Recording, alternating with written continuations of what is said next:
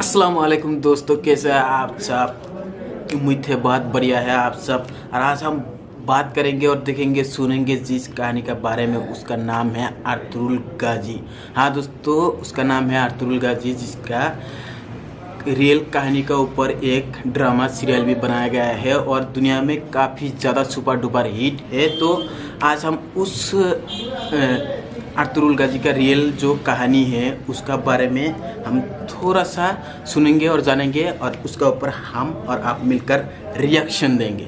तो चले बिना किसी देरी के हम इस वीडियो को शुरू करते हैं। और हाँ दोस्तों, चैनल को जरूर सब्सक्राइब कर दीजिए और बेल आइकन को दबा दीजिए और वीडियो को एक लाइक जरूर कर दीजिएगा। तो चलिए वीडियो देखते हैं।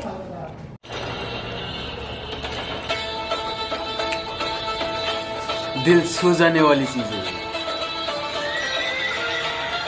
कुछ बात है कि हस्ती मिटती नहीं हमारी, सदियों रहा है दुश्मन दौरे ज़मां हमारा। अर्तुगरुल गाजी मज़े की कोई दास्तान या कोई किस्सा नहीं, बल्कि मुसलमानों के इतिहास का एक बेहतरीन नमूना है। अर्तुगरुल गाजी उस दौर की कहानी है कि जब मुसलमानों का तख्त इस ज़मीन की बजाय सातवें आसमान पर हुआ करता था।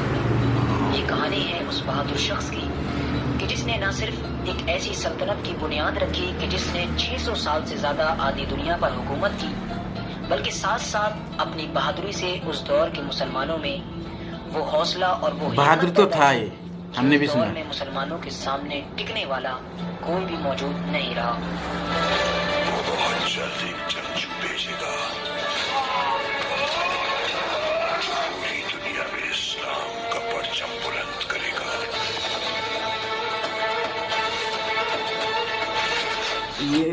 आखिर कौन था ये सावन बहादुर सुन के शख्स अर्तुगरुल कि जिसकी कहानी देखकर आज पूरी दुनिया पागल हो गई है। आखिर कौन असल में है सच में दुनिया पागल हो चुका है। मैं भी देखा, गजब है यार जो एक्टिंग किया है ना। अर्तुगरुल गाजी से मुसलमानों के दुश्मनों को कितना डर लग रहा है, इसका अंदाजा सिर्फ इस बात से लगाया जा सकता है कि ये सीरियल अभी तक तकरीबन 20 से 25 मुल्कों में बैन किया जा चुका है। 20 से 25 मुल्क और सभी कट्टर इस्लामी दुश्मन मुल्क तुर्की के सदर पर बहकाने की कोशिश कर रहे हैं। लेकिन तमाम दुश्मनान इस्लाम की कोशिशों के बावजूद लोगों पर से इसका नशा उतरने का नाम ही नहीं ले रहा है। और आज पूरी दुनिया में तकरीबन 160 देश ऐसे हैं कि जिसमें ये बड़े शौक से देखा जा रहा है।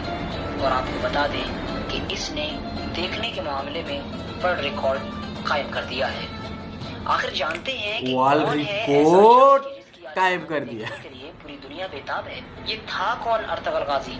तो चलिए बिना किसी देर के अपने वीडियो को शुरू करते हैं। असली जो कहानी है आरश उसकी शुरू। नेटवर्क के मुअज़्ज़ज़ दोस्तों, मैं हूं साजिद ज़ुहैब और आप तमाम सुनने और देखने वालों को सबसे पहले मेरा सलाम अर्ज़ है। अस्सलामु अलैकुम व रहमतुल्लाहि व बरकातुहू।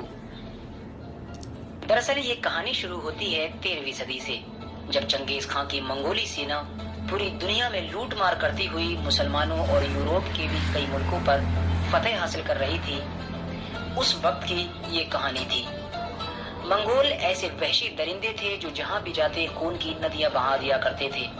न बच्चों की एहतियात करते थे, न बूढ़ों की लिहाज करते थे और न ही औरतों को छोड़ते थे। हर जगह तबाही फैलाना ही इन मंगोलों का मकसद हुआ करता था। जब ये मंगोल ख्वारिज़्म के इलाके तक पहुंचे तो यहाँ एक कबीला हुआ करता था जो इस इलाके को छोड़कर डर के मारे वहाँ से भाग गया। उस कबीले का नाम था काई कबीला। इस कबीले का सरदार था ड्रामा में, सुलेमान सीरियल शाह। में भी यही है। सुलेमान शाह के 4 बेटे थे। तीसरे नंबर का बेटा था अर्तुगरुल गाजी और यही वो बेटा था कि जिसके ऊपर ये ड्रामा यानी सीरीज को बनाया गया है। ये वो जाबाज हस्ती है कि जिसके किरदार को इसमें दिखाया गया है। सल्जूक की सल्तनत की शहजादी हलीमा सुल्तान और उसके भाई और उसके बाप को ईसाइयों ने कैद कर लिया था। जंगल के रास्ते से जब ईसाई इसको पहन ले जा रहे थे तब ये लोग अर्तुगरुल गाजी के हत्थे आ गए।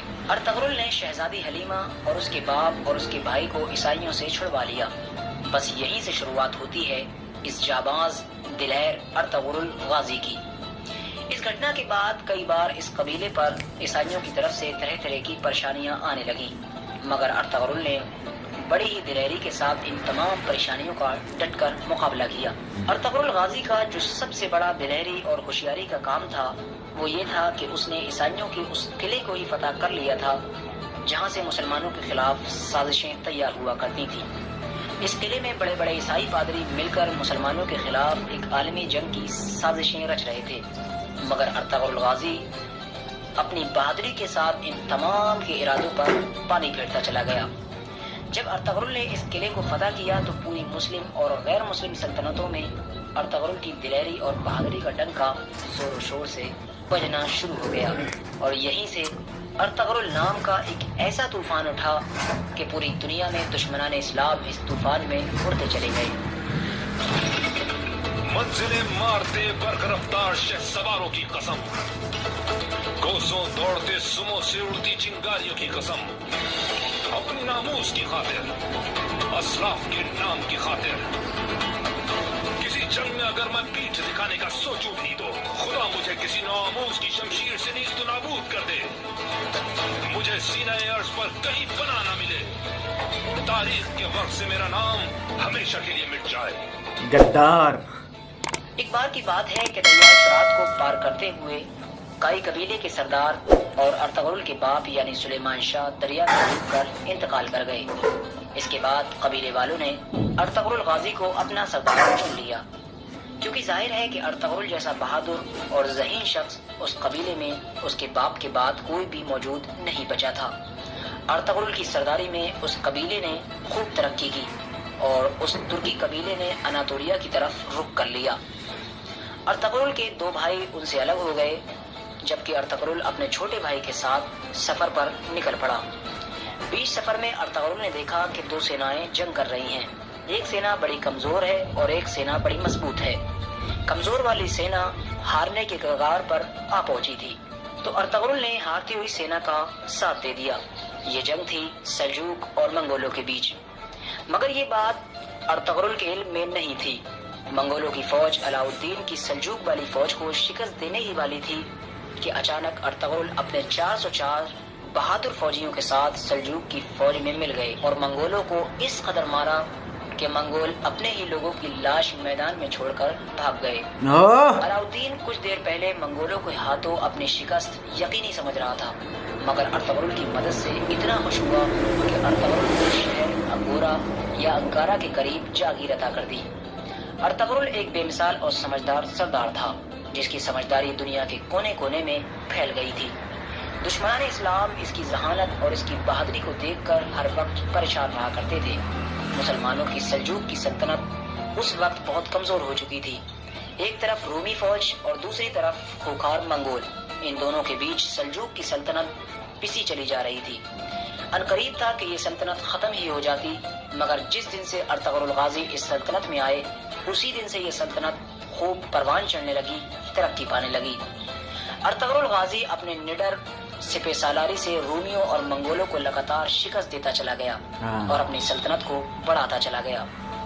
اس وقت کوئی ایسا بادشاہ نہیں تھا جو ارطغرل غازی کو ٹکر دے سکے، اور پھر ایک وقت ایسا بھی آیا کہ جب ارطغرل غازی اپنی وفات سے پہلے بہت طاقتور ہو چکا تھا۔ سن 1258 عیسوی میں ارطغرل کے یہاں ایک لڑکا پیدا ہوا جس کا نام رکھا گیا عثمان۔ یہ وہی عثمان تھا جس کے نام پر ترکی کی سلطنت عثمانیہ کہا گیا۔ عثمان بھی اپنے باپ ارطغرل کی طرح ذہین، بہادر اور نڈر تھا۔ 1288 میں ارطغرل نے وفات پائی۔ اس کے بعد سن 1299 میں ارطغرل کا بیٹا عثمان اپنے باپ کی گدی پر بیٹھا۔ عثمان میں ایک طرف ایمانداری اور دوسری طرف بہادری بہت زیادہ ہوا کرتی تھی۔ عثمان اس قدر اپنی طاقت کو بڑھاتا چلا گیا کہ کچھ ہی سالوں میں 3 بر اعظموں پر یہ سلطنت پھیل گئی اور اس سلطنت کا نام پڑا سلطنت عثمانیہ۔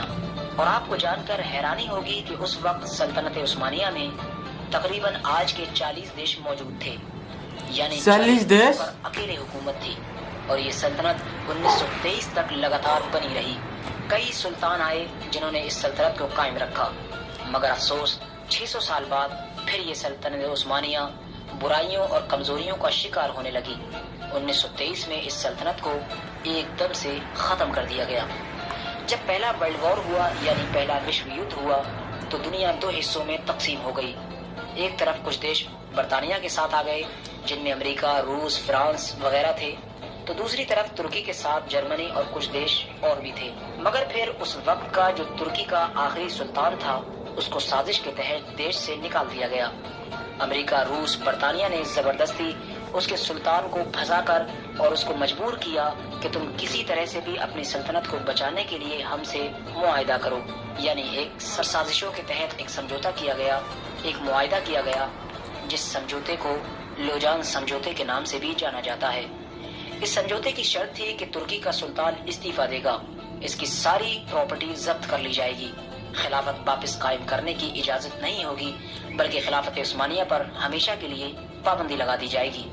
और सबसे बड़ी और घातक जो शर्त थी वो ये थी कि अब 100 साल तक तुर्की अपनी ही जमीन पर खुद से तेल या पेट्रोल जैसी कोई भी चीज नहीं निकाल सकेगा।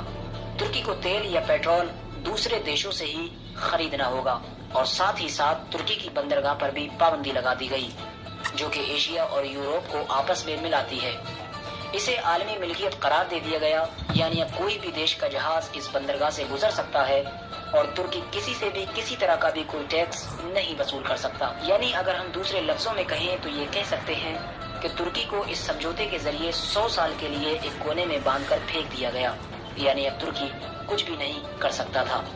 अमेरिका ने अपने गुलाम मुस्तफा कमाल अतातुर्क, जो कि मुस्लिम गद्दार शख्स था, उसको तुर्की का बादशाह बना दिया, जिसने तुर्की को एक सेकुलर देश घोषित किया, जिसकी वजह से हर तरफ बेहयाई, शराबनोशी और मगरबी कल्चर आम होने लगा।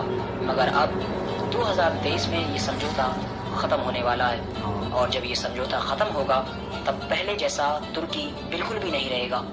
तुर्की एक ऐसा देश बनेगा जो अमेरिका और इजराइल जैसे बड़े बड़े देशों को भी आंखों में आंख डालकर मुंह तोड़ जवाब देगा। अल्लाह ने तुर्की को रजब तैयब अर्दोगान जैसा मुस्लिम उम्मत का दर्द रखने वाला एक लीडर दिया है, जिसने अपनी समझदारी और अपनी ईमानदारी के चलते एक बार फिर सेकुलर तुर्की को इस्लामिक तुर्की की जानिब गामजन कर दिया है।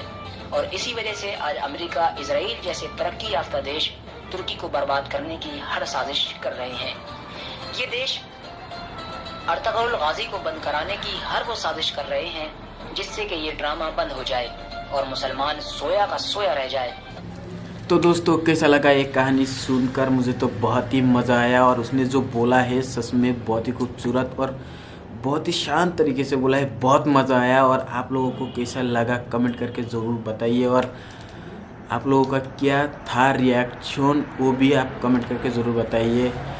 तो सच में वो जो मंगल का बारे में जो बोला है, जो मंगल था वो सच में ज़्यादा खूंखार था, और वो बच्चों, बूढ़ों, औरतों किसी को भी नहीं छोड़ते थे, वो सबको मारते थे, जला देते हैं गाँव पूरा। तो बहुत ही हमने ये सुना है। तो ये था कुछ तो बोला है उसने, और बहुत ही बेहतरीन तरीके से बोला है। तो आप जाते जाते चैनल को सब्सक्राइब कर दीजिए और वीडियो को एक लाइक कर दीजिए। तो कितना टाइम लगता है, एक टास्क करने की बात है, तो ज़रूर कर दीजिएगा सब्सक्राइब। तो तब तक मिलते हैं अगले वीडियो में। शब्बा खैर।